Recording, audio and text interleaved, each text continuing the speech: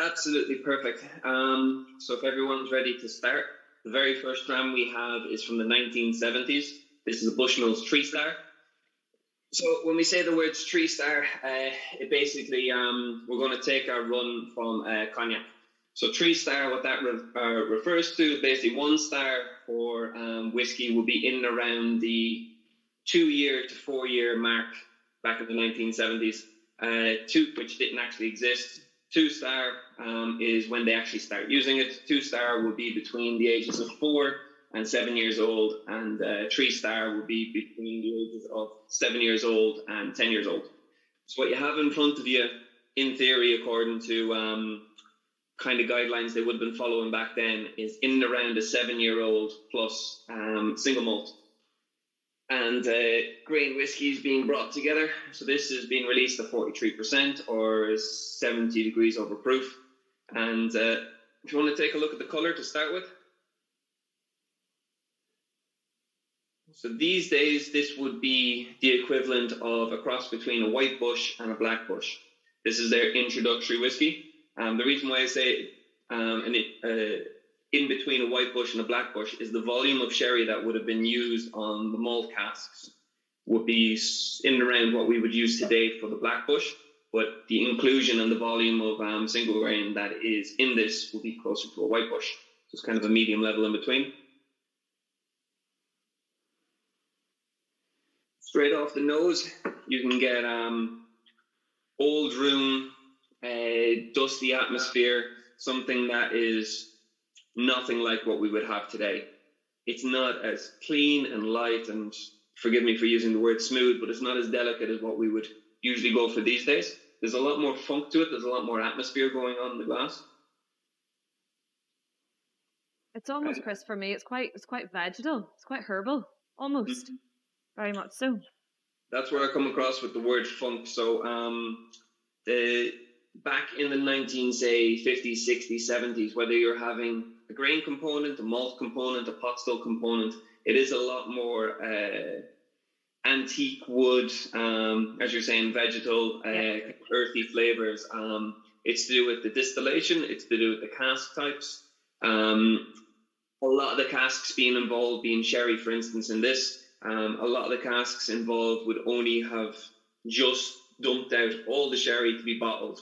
And within the space of a couple hours or a couple of days, they're being filled. So they're unbelievably fresh. So the impact of that sherry and the wood is going to be very evident straight away. And you can get a lot of floral notes from that. Yeah. The bourbon casks will take a lot longer to get from the States across to Ireland as they would these days. So they wouldn't, most of the time, they wouldn't come across as sweet. And the distillation, these days we have computers, we can track everything. Back then, it's human eye, tasting everything. Even though the liquid would be absolutely fantastic, as we can tell from it, it would be slightly inconsistent. Every single day, if the flames are being fired on the stills, they might be a little hotter today, making one flavor, a little bit cooler the next day, making a different flavor. Yep. So, and the amount of casks being used, they could use 20 casks this week, they could use 40 casks next time round, 10 casks the time after that. So the balance of flavors will be a little bit different and a little bit more individual. We call them single casks these days. Back then, it was more batches. Come across like a single cask. They could be different each time. A little bit more sherry, a little bit more bourbon. With this is the lighter side of the first 5 we'll be trying. Yeah. Even though it's still got earthy, it's still got vegetable, it's got a lot more going on than your typical entry these days. And the first kind of, point in time that we can trace Bushmills 3-star to, I think one of the first mentions was about 1888 with Bushmills 3-star. Yeah, which is impressive because the fire in Bushmills was 1885. Yep. It took a couple of years to rebuild the distillery. So this is actually not only one of the first mentions of the 3-star, but it's one of the first kind of documents of Bushmills that you can actually pinpoint. This is 100% what they were doing. Nothing changed. Well, things will change a little bit along the way with generations, but nothing has changed from the mid-1880s to now, or to the 1970s. They're still going to follow a formula, a guideline of how old, how many cask types and stuff like that. So once you come out of the 1885, I think it is 1885, the fire. Yeah, right. the next couple of years, you get the 3-star. Then come into January 1890, you get the SS Bushmills, the first steamship in Ireland to be dedicated to bringing whiskey around the world. That steamship was fantastic for 2 reasons, and we can touch on that a little bit later with the rum. But that's going across to New York. It's going across to Asia, Japan, Singapore, places like that, Shanghai, and it's coming back. But every time you offload a cask in all these countries, you're going to pick up something local. So if you're going to Portugal, you offload X amount of casks, and then you pick up X amount of, say, port. You go across to the likes of America, you can pick up your bourbon barrels on the way back, whether it's bourbon barrels that are full of bourbon that you can give to grocers and bonders and everything like that, or actual empty casks that you're going to break apart into shucks and bring back, and then have coopers reassemble when you get back.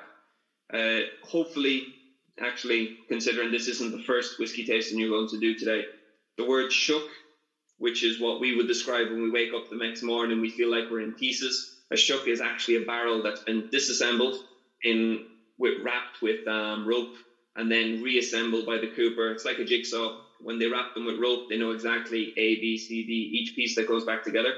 It makes it a lot easier for them when they get back, especially when there's 100 casks disassembled and 100 cask heads, and each one of them are individual as can be. When you go back to this after about, I'd say we're talking for about 2 minutes at this stage, it's after warming up a little bit more, the vegetable notes are a little bit higher, but there's a sweetness after coming across that wasn't there at the start. It kind of, the sweetness almost overtakes that earthiness. Yeah, that's what I was going to say. I'm now picking up a lot more, it's definitely a lot more toffee.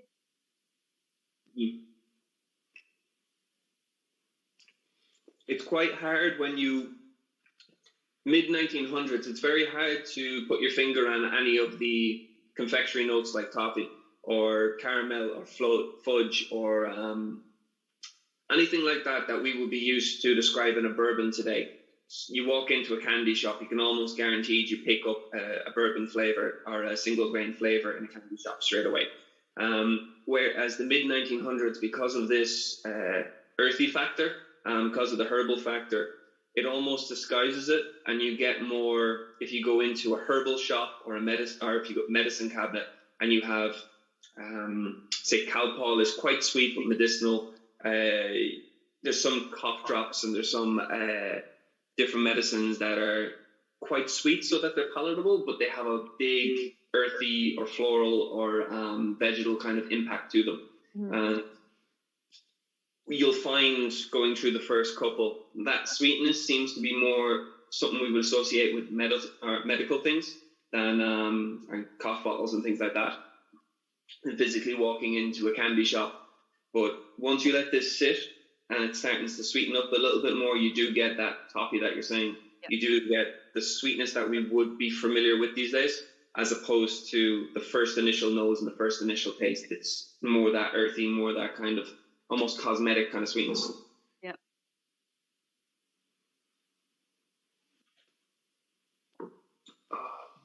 That is lovely. Not extremely in your face. It's layered. It slips off your tongue very easily. It does stay behind, especially the back of your tongue. It kind of has a good hang time to it. Completely not inoffensive. It's nice, easy, light. It doesn't even come across like there's any oxidation whatsoever. It seems very fresh.